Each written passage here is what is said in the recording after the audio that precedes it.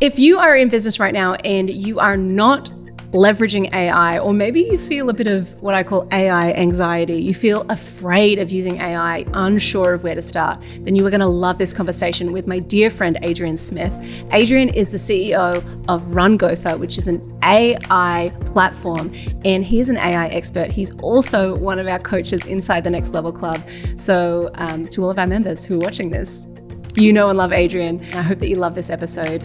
And if you do, please share it with a friend. Adrian. Hello, friend. Hello. What would you say to someone who right now feels what I call AI anxiety? They feel the stress of like, oh my goodness, AI is going to take my job. What's it going to mean for the economy? What's it going to mean for employment? What's it going to mean for the environment? All the things. What would you say to someone, someone who might be sitting right next to you who feels that? Hypothetically, yeah. I would say they probably do need to feel those things. Yeah. Like you can't escape that because like the AI anxiety, I mean, I work in an AI business. We have an AI company and I feel the AI anxiety. Yeah. So it's real, but I also think it's time to put that into action because like 12 months ago, you kind of had an excuse to go, it's moving fast and what am I going to do and all of these things. Now, if you're not actioning it, like it's just an excuse now. Yeah. Yeah. And I really like that frame of, okay, we've got to move out of this what if and the anxiety and the shock of it all. And it's like, no, it's here to stay. What are we going to do about it? How are we going to integrate it and leverage it in our business? And I don't think anyone would argue with the fact that we need to leverage AI. And I think that's thrown about a lot. It's like, you know, you've got to figure out how to partner with it. You've got to figure out how to use it. And like, you've got to be using it every day, blah, blah, blah.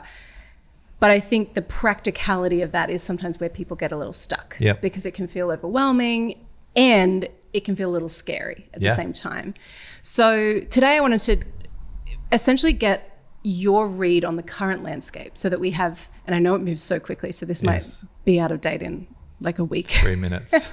Yeah, exactly. But I want to get a picture of, okay, what's happening in the current landscape? And then also looking at, okay, what are some simple steps we can take today that are going to help us to feel more confident in really partnering and leveraging AI in our businesses? Yeah. So we've got to move out of the anxiety. We've got to move into action. Let's sit in the anxiety for a little. Yeah. Let's just go there. So can we talk about the current landscape? What's it kind of looking like right now in terms of AI adoption and what's happening broadly? Okay, let's talk about the headlines. AI is taking people's jobs currently. Microsoft has let go people, IBM has let go people, like thousands of people. 3% of Microsoft's workforce. That's a huge number. We've had Upwork CEO come out and say like AI is coming for us. We've had Fiverr's come out say it's coming for us. Spotify has made a big move into AI. It is absolutely infiltrating every industry. And so the anxiety is real because there's people that are losing their jobs as we speak because AI is doing their job better or more efficiently than them. So the anxiety is real. And the headlines, like I was looking this morning at some of the news headlines that have come out recently. And it's like big tech is crushing middle managers. Some fear the great flattening of like the workforce. Microsoft layoffs, tech giant trims fat to feed AI growth. IBM layoffs, like they're just a few of them. Deep fakes are coming, like what AI revolution could mean for work of, like it's endless. We're all in it. Yeah. Well, I also think specifically for creatives, because obviously like you coach in our program and you know our members and our clients. And so because we run ads, I get lots of comments of people being like, I can't wait for AI to take your job. And like countless comments of people saying that. And I'm like, wow, like that's a really visceral response and very fascinating to me. And so I was getting a bit of anxiety because I would look on Instagram and it would just be these people genuinely saying, AI is coming for every single creative's job. None of you are going to have work, blah, blah, blah. And I know these are people just on the internet and whatever. But if you feel a response to something, there's generally a hint of truth in it that is like, that's triggering to me or something. So I went on this like real like journey of, okay, I know that AI is revolutionizing the way that we work. It's revolutionizing the way that we do business. And I can view it as, oh my goodness, there's not going to be enough. Yep. I can go into scarcity mindset. I can go into fear. I can go into what if and all of that. Or I can go into the mode of, all right, what am I going to do about it? And how am I going to learn about it? And I've really been focusing on, okay, how do I leverage AI to help my clients win? How do I leverage AI to help me produce more? And how do I get over myself in that process? Because there's a little bit of an ego death where you have to go, absolutely. I'm a creative, so my writing matters, my vision and my art matters, my expression matters. So how do we do that and also not get left behind and not be, you know, the person playing the violin on the Titanic? You know what I mean? Yeah. So I don't even know if there's a question there. I guess it's just to anyone listening or watching who is like, I feel the AI anxiety. Please know that you're not alone, because that has been definitely something, even in the past couple of weeks, I've had to go, all right, this is making me feel a little anxious, and anxious for my clients as well. But pause, like even that's, like, what makes you a creative? Is it, like, there's a lot of photographers in the Next Level Club. And so it's like, is it only that you take photos that makes you a creative? Like that is the medium in which is your outlet for creativity. Yeah. But AI, like, so if there is fear, AI is going to take that. We see that in image generation at the moment. We see that in like the cute little baby videos that are talking at the moment is the big thing. Yeah. It's generating image, but it is being prompted by someone who's creative to come up with, what does that look like? Like that baby talking thing didn't create itself. It's such a weird trend. It is a weird little trend. Who came up with that? I know, little muscly kids like that are delivering messages. But so I think for people, the medium in which you actually create may change. Yeah. But your creativity as a person, like that is what makes you. Yeah. That's not going to change. Yeah. But it's understanding, how do we use tools that are, like, it used to be film that you used to have to go, now it's digital.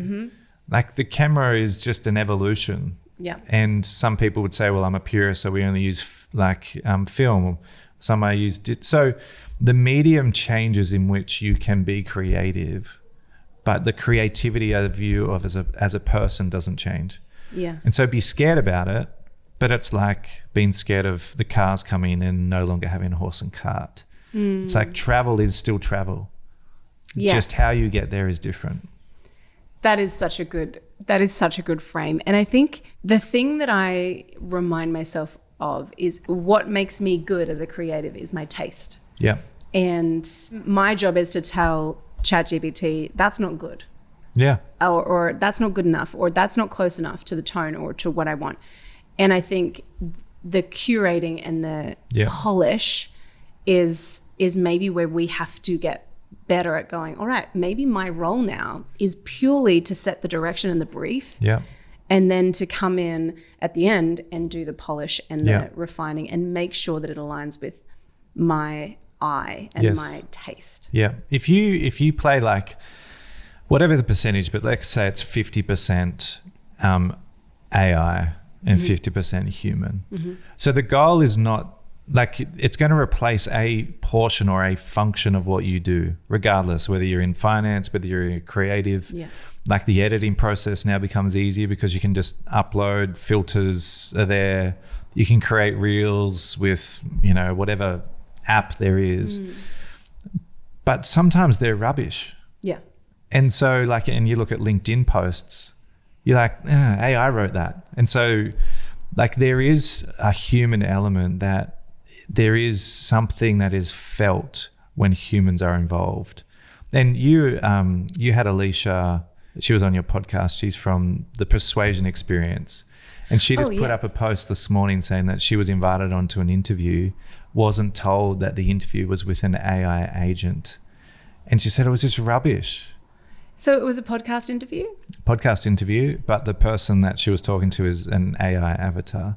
Oh. It's so great. Like that response, that's what we need to take into every element of AI. Yeah. It's like, oh, but that is a human thing. AI, like pushing out a spreadsheet, you don't have no. But a human to human experience, like that remains. Yeah. Because we are not replacing ourselves with AI. We're just replacing the functions of what we do with AI. Yes. And that is a really key distinction, because everyone gets caught up in like, it's taking my job. Yeah, it's not taking you. Like, it's not killing people off in the world and spawning a robot to take over. Although Mark Zuckerberg seems to have his headlines. I was talking with Nathan about this. His headline was like something in the Wall Street Journal that was like, most of your friends are going to be AI in the future. And it's like, what? And I think it's just like he says these things to like get generate. We should say some of those lines in this podcast. Yeah, let's say some outlandish stuff and just see what happens. I also had someone online think I was AI. Oh, I've had that comment too. Have you? Yeah. Where someone's like, I did a video and he's like, this guy looks like AI. And I'm like, am I? Does that mean I look good or really bad? Do I not move my lips enough? What am I doing that makes me look like... They told me I had long teeth. So it's like, thank you kindly. You with the long teeth. You with the long... I know. And I was like, I think that means that if you're long in the tooth, I actually think it means you're getting a bit old. So it's like, thank you, kind sir.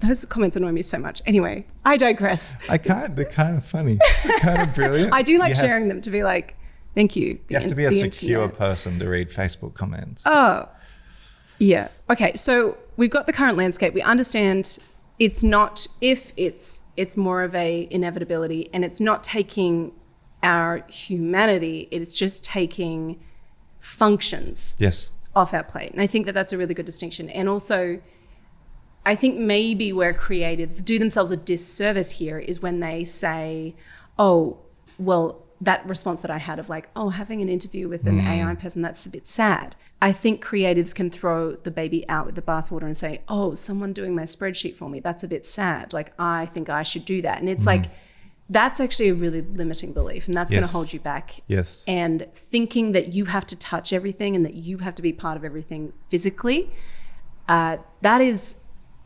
even long before AI, that is a control thing that we have to let go of. And I think that could be the big thing that I see holding a lot of creatives back who are artistic and who value authenticity and all these beautiful things. Yeah.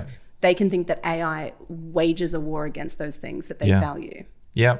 I think though in the future too, like I reckon we're going to go the reverse. So there's going to be so much automation.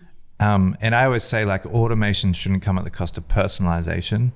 So that is like a key, which we could dive into, but like we're going to automate so much and there's going to be so much AI in the world that human experience is actually going to be a really valuable thing.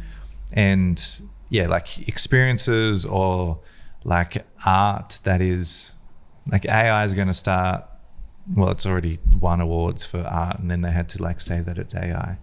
But like the personal touch is what's going to be valuable in the future too, because everyone will be like, I want a human. Yeah. I don't want to talk to another AI podcast. No.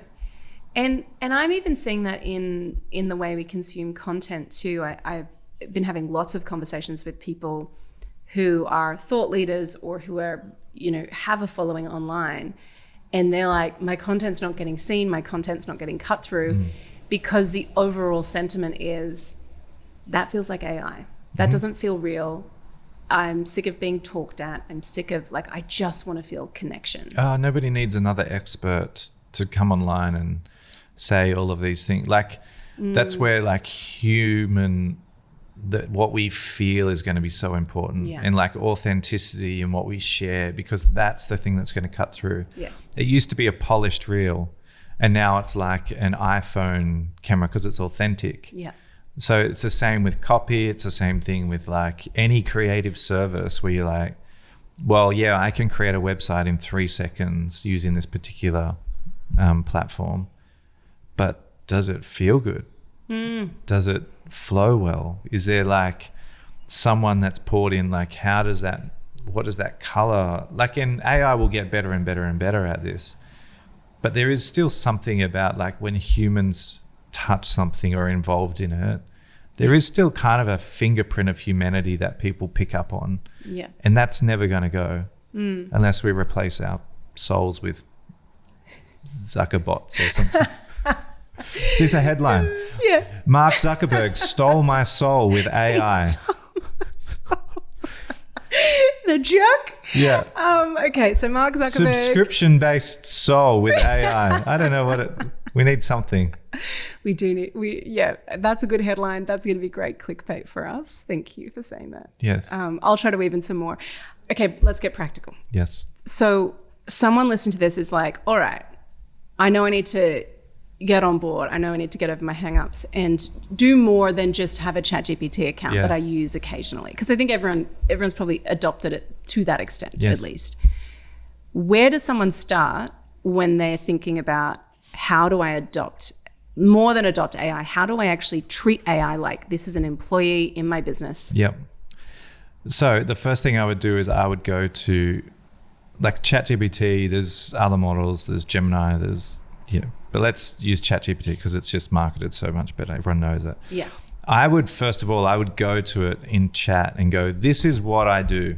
Yeah. I'm worried that AI is going to take over my business. What should be my next step? And get practical. Let's do it on the fly. I am a photographer and I'm worried AI will take my business. Look how fast these thumbs are moving. What should I do to get involved? Okay, let's see what it says. And in real time, it says, that's totally valid fear and you're not alone. But here's the truth. AI won't replace photographers. It will replace photographers who don't adapt. That's the classic line. So use AI to save time, not replace talent. I like that. So that's its first thing. So upload a few Lightroom presets to Imagen AI and let it learn your style. Cool. Okay. Point 2, offer AI enhanced photo packages. Pro tip, charge a premium for AI enhanced edits or advanced post-production. Oh, I like that. So instead of doing more like touch-ups manually, you do it with AI. Yeah. Sweet. I like that. And especially for clients that want to move quickly, that probably don't care about the editing as much. Yeah. Think about people that are just pushing out a lot of content. Perfection is not what they're looking for. Yeah. Speed is. Love. Get creative with AI art and photography hybrids. Think, I shoot the base image, AI helps tell a bigger story. Cool. Use tools like Midjourney, DALL-E or Photoshop generative fill to blend photography with digital art. So it's actually like when I read this, I see it going, how do you use AI to even enhance your creativity more? Because you're no longer just, if you're a photographer but you're not an illustrator, but you're like, oh, I'd love to merge my photo and have this illustrative background. Like you can start to get creative in like skill sets that you didn't have before. Yeah. So it like enhances creativity. Yeah. Number 4, build client automation with AI. So where I come in, like auto booking confirmation, schedule shoots, like administrative tasks that bog you down. Like if you're a creative, you get bogged down in the execution of like, you got to shoot, then you got to go edit, then you got to deliver. Yeah. Like that's a lot of time. Bottom line, AI isn't competition, it's a collaborator. Very good line. The photographers who thrive over the next 5 years will be the ones who say, I shoot with vision and I scale with AI. Ooh, I really like that. So that took us 30 seconds. And how many ideas do we already have? Yeah. I do want to talk about AI agents because I think that's like the next level version where we go from a client emails me and asks me there's some FAQs that I have. ChatGPT knows my FAQs. I say, hey, they have this particular question. Can you write the email for me? And I take the email and then I copy and paste it into my Gmail account, right? Yeah. That's how a lot of people use it. They're like, okay, cool. I'm going to use it to fast track some of my thinking or polish my writing. And then I'm the middleman still. Yes. Talk to us about how an AI agent takes that to the next level. Yeah. So agentic AI is exactly that. You can give it a set of instructions and it will execute all of it. So like even Stephen Bartlett did this live on his latest podcast where he basically says, I'm doing a podcast. I want 6 bottles of water delivered to this address. Use my credit card to pay for it. And agentic AI is available in the US, not Australia yet. It goes and will it'll go on Uber Eats or whatever, find the bottles of water, purchase it, use his credit card, then we'll give a set of instructions of where to deliver it, and done. So you see this live on his latest podcast, and then water appears. The guy delivers it. And so agentic AI is from start to finish will execute on tasks, even if multiples. So you could say, whenever an email inquiry comes in, answer the question in my tone of voice. Then if they're good to go ahead, send it an invoice, lock in the date, and then, booking confirmation, all that stuff. And so it will execute a set of tasks without being handheld. Wow. And you don't have to be the middle person. Okay. And so then for us Australians, is there a way that we can create this? Like, do we have to use something like Make or Zapier to do that? You can. It'll, like that, Chat's version of that will come to Australia at some point. Yeah. But yeah, like automation tools like N8N is one, Zapier, Make.com. Like they all, basically what they're doing is they're attaching task by task. Yeah. So when booking comes in, qualify. If they say yes in the form, then they follow this pathway. Yeah. And so you only have to think about it once to be able to do that. Now, the trick of this is the phrase, then what happens, becomes like gold for you in a business. Because when you're thinking about automation, you got to think about, okay, client goes onto my website. Okay, then what happens? They click inquire. Okay, then what happens? They fill out a form. Then what happens? And so you go through this set of things that your client has to go through before they book a photography shoot, and you can take that all the way until like when you finish the shoot and you look at all the tasks that need to happen. And so an email goes here, I send an SMS, I make a call. And then now with AI, very much available in N8N or Make or whatever, you can just go through those tasks and go, okay, well, let's automate that whole process up until when human is needed and necessary. And that is when I do the shoot. And so you could have the whole thing automated, voice AI calls go out to qualify leads, book appointments, calendar invites, emails go out, invoices go out, they're followed up by AI if it's overdue, and then you just turn up to the shoot. Crazy. And it's available now. That's really, really cool. I also like the idea, what's the difference between the AI agent and operator?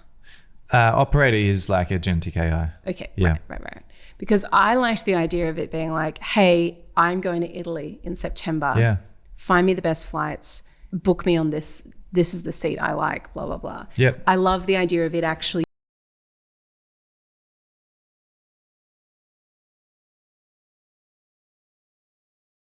over our, that feels confusing, or I don't like using Zapier or Make or whatever the things are.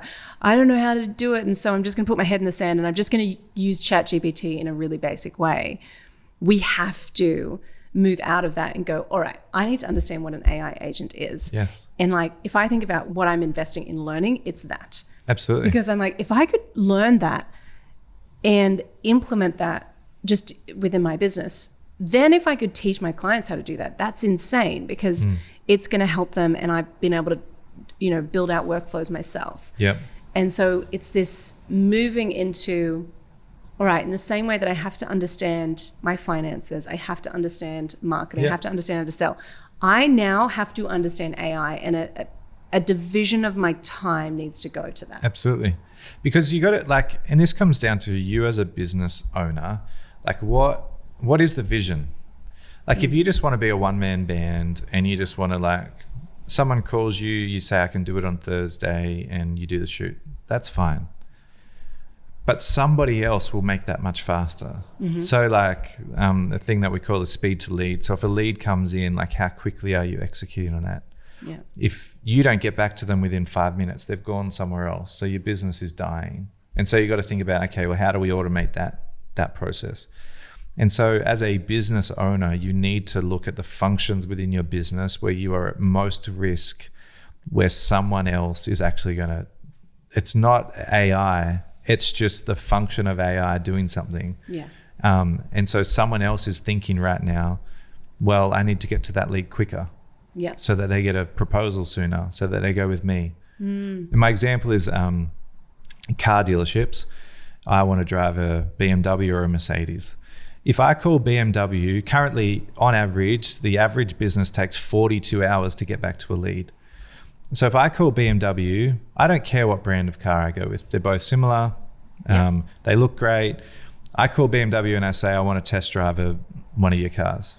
And it takes them 42 hours to get back to me, versus if I call Mercedes and they on the phone have AI that says, hey, looks like tomorrow at 10 a.m. is available. Like, which car are you buying? Yeah. Like, it's a very simple use case to go like, well, you're test driving Mercedes before BMW actually ever contacts you back. And if BMW and Mercedes are listening, I'm not suggesting you're better than the other. Get in touch, I can help. Anyway, but just as an example of like, if there's 10 photographers on a website that's like best photographer in my area, and someone gets back to them faster, they're probably going to go with them. Yeah. So it's just simple things like this that you got to think about. Well, instead of hiring someone, could AI help me in that particular function to get a particular outcome? Yeah, and I love that.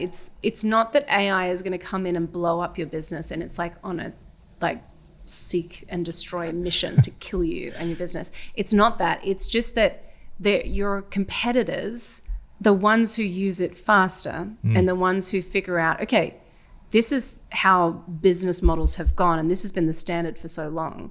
But AI is going to disrupt that. And if I can get back to a lead faster, if I can onboard a client faster, if I could send them a gift faster or whatever it is, if I could ask for a referral like clockwork every single time, if I can do those things without thinking, my brain space can be on other things. Absolutely. And I'm beating the competition. And I think maybe we have to look at, rather than us competing with AI, we're actually competing with other businesses who are using AI. Absolutely. Yep.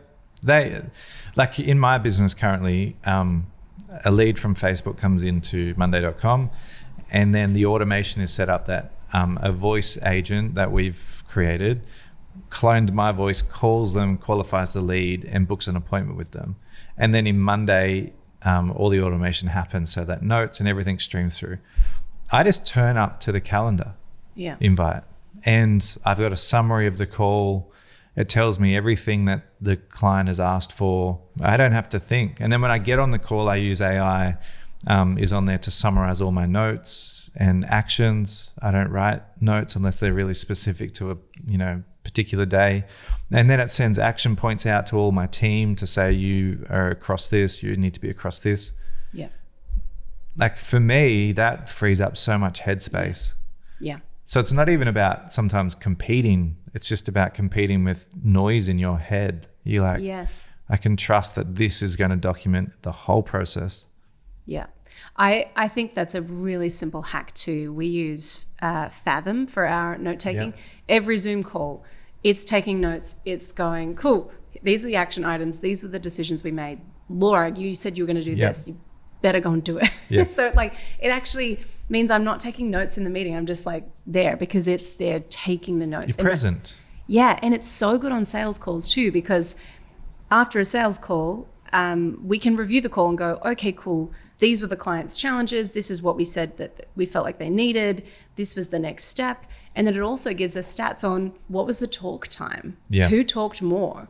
And I know if we talk too much, we don't land the client. So it's like, and you know that. Yeah. So it's like, okay, those simple things, that's just giving us data, and it's just literally, it just shows up automatically. Yep. And so simple little things like that are going to help right away to take some of that grunt work. And then I think maybe where we haven't been as strong is going, all right, we've got Fathom taking the notes. What, like that next question, then what happens? Like what happens from there? Who gets delivered that info? Does a recap get sent to the client? Does a recap get sent to the person who hosted the call? So it's those leveling it up even further and going, okay, cool, what's the next step from there? Yeah. And I mean, people are scared about this, and like, I understand. Like, if you're not super tech savvy, this can feel like an overwhelming, like, what's that saying? Like, drinking from a fire hose. Yeah. Like, you just can't keep up with the level of innovation that's currently happening, and innovation will always like outpace like adaptation of that. Like, we were in SMS. It's 30 years old, and some businesses still don't send a simple SMS to say, thanks for visiting our restaurant today. Yeah. And so people are listening to this and even going, yeah, but still, like, what the heck? Like, where do I start? And like, coming back to your question earlier, it's like, you've just got to start somewhere. Yeah. And that's like understanding, like, get ChatGPT, just talk to it, understand its responses back to you, teach it about your business, ask about like, what are your competitors doing in the market? Yeah. ChatGPT now has memory forever. And so anything you've ever asked ChatGPT, you can go back and say, like, what are the gaps about me that I don't know? You can ask competitive markets, like, what is happening in this space? Where has investment been made in this particular industry? What innovation is coming out in cameras? What should I be thinking about? Like, just use it as a source of knowledge to upskill and go, okay, well, it's teaching me. And even like simple things like, I'm amazed actually at how many people who are editing are not using Adobe's AI features. Yeah. And I know Adobe's been a little slow, but like looking at, okay, I use this particular platform. I use Adobe Audition, or I use whatever it is. I use Adobe Photoshop. What are some AI tools that could, within this program, that I could use to speed up my output and my processes? Yeah. You got to be thinking about, like, where do I get stuck in my week? Like, where is the time suck in my week? Is it like admin? Okay, well then start doing some search around, like, what can I do to automate my emails? What can I do to automate, like, editing's a massive one for creatives. Yeah. I'm not saying let it do everything, but maybe. Yeah. Maybe get 80% of the way. Maybe like let it edit all your stills so you can focus on the video editing. Maybe it's like, do you want, Mr. Client, or Mrs. Client, do you want this fast? Yep. Okay. Well, just so you know, we're going to use AI to edit some of this and do all the touch-ups. You'll have it within 3 days. If you would like a human like oversight on the editing process for specific images, then it's going to be a 5-day turnaround, and maybe there's an additional cost or maybe not. But like asking your clients and start to go, okay, 80% of my clients have said they want AI, so maybe they don't care so much. Yeah. And so that's good. Yeah. Does that help your business grow? Yeah. Does it help you like reduce time so you can spend more time with your kids? Like, absolutely. Yeah. So like greater vision of like where AI is going to help me in my business is, well, where's it going to actually allow and free me up in my time for my life? Yeah, that's really cool. And like in Next Level Club, we talk about you got into business to be able to like control your time. Yeah. And everyone gets in and goes, oh, hang on, I just started my own business to be free and now I'm just working 24/7. Yeah. Well, you can't complain now. Like there's tools out there that can free up your time so you can be at a kids assembly or do whatever you need to do. Yeah, that's so good. I think one of the most liberating moments in business is when you used to do a task and then all of a sudden you've delegated it. And it was always, for me, it was like, okay, I've brought someone in, I've trained them on how to do the thing, and I've handed it off to them, and I hope they do it right. And it's like, and the moment where an example was like when I had someone do a sales call for me and I didn't have to sell the client into our program. It was like, they're doing it right now. And I was like out having a glass of champagne and I was like, they're doing it right now and I'm not there. Yeah. And she signed the client, and it was like it was so liberating for me because I was like, wow, like not only did that save me an hour, but she signed a client without me being there. Yeah. And so if we think about that amazing feeling that you get when you outsource and delegate something well and gets done without you, we've almost got to think about AI in the same way of like, if I could get AI to do this for me, what does that make possible? Absolutely. What does that allow me to do? And doesn't make me lazy. It makes me smart, and it gives me more space, as you said, to be more creative, to spend time on the things that I care about or with the people that I care about. And so we've almost got to treat it like that excitement you have when you finally hire someone amazing and you're like, oh my gosh, I cannot believe how amazing and badass that feels. We've almost got to treat it the same. Absolutely. With AI. And yeah, just that feeling of you get to the end of your week and you're like, I saved myself so many hours. Yeah. And I'm free in my mind. Yeah. Like, that's worth something. That's worth exploring. Final question for you here. Actually, I've got 2 more questions. What would you say to someone who is like about to hire someone to maybe help with the admin? Maybe they're about to hire a VA. Yeah. What do you think they should do before they do that? I mean, this is the great question that everyone is probably, there's a tension because as a business owner, like, and as a human, you go, well, if I decide to not hire someone, what does that make me? Like, how do I feel about that? But the question really is like, can AI do this function? And for a lot of what we want to outsource is sometimes it's just not fun work, like admin stuff. Some people really love it, some people don't. And so I would look at your business and go, where do I really want to hire humans to get the best output for our? And so it's like, if you're a photographer, we keep using that example, then, well, what if I could have 2 photographers on the road? And instead of hiring that second person in my business into administration, I hire them into executing work. So suddenly now we've got 2 shoots going at once. Yeah. And AI is handling the admin for both of us. Yeah. And so I don't know that you think about the role. I think you think about the overall business, and ideally you want to hire humans into where it's more meaningful work and a higher touch. And then you use AI in the other areas of your business that is kind of low touch administration, low energy stuff. So if you're thinking you're like, I need to hire someone, go, cool. If I could get AI to do this function in my role, what would that allow me to do with that money that I've saved? And hopefully it means you can grow your business. Yeah. Or you can hire someone into the other function of your role and you don't have to be on shoots anymore if you don't want to do that. Yeah. Or someone could do the sales calls for Exactly you. Right. Yeah.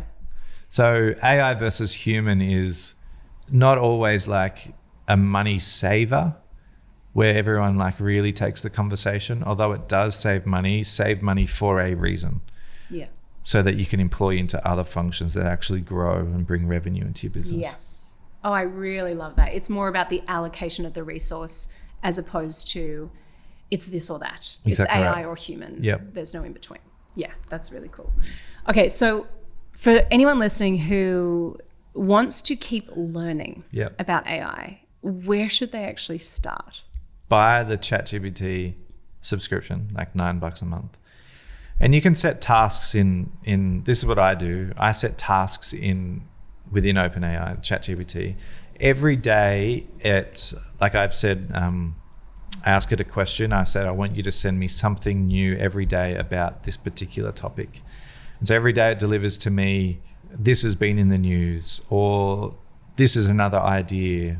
And so I use it as the prompt is like, I want you to act as an educator of AI. Knowing what you know about AI, I want you to tell me something new about AI every day that inspires me, not scares me. And so like 2 mornings ago, it was AI used in breast cancer research and how it's just like, it can find a tiny little cell that's an nth of a millimeter in a breast, and they can zap it with infrared and stop the production of like cancer cells in that. Like, wow, that's inspiring. Yeah. There's been heaps, but so I think about AI from like an inspiration point of view. I already know enough about what it can do. So I would say use AI to learn about AI. Yeah. And it's the best way to understand how it thinks, how it works, how it operates. And then it gets rid of that scare factor of how do I use AI? Yeah. Oh, I love that. That's really, really cool. So where can people follow you and connect more with you? I have a company called Run Gopher, and you can find me on LinkedIn too. Adrian Smith. Adrian Smith. Yeah. Oh, and my Instagram is Adrian Smith Biz. Good. BIZ. Love. Yeah, you'll find me. Yeah. This is amazing. Thank you so much, my friend. I hope that if you've been listening to this, watching this, maybe you started with a little AI anxiety, but hopefully you leave feeling like you got this. Yeah. It's going to be great. You do well. Dive in, people.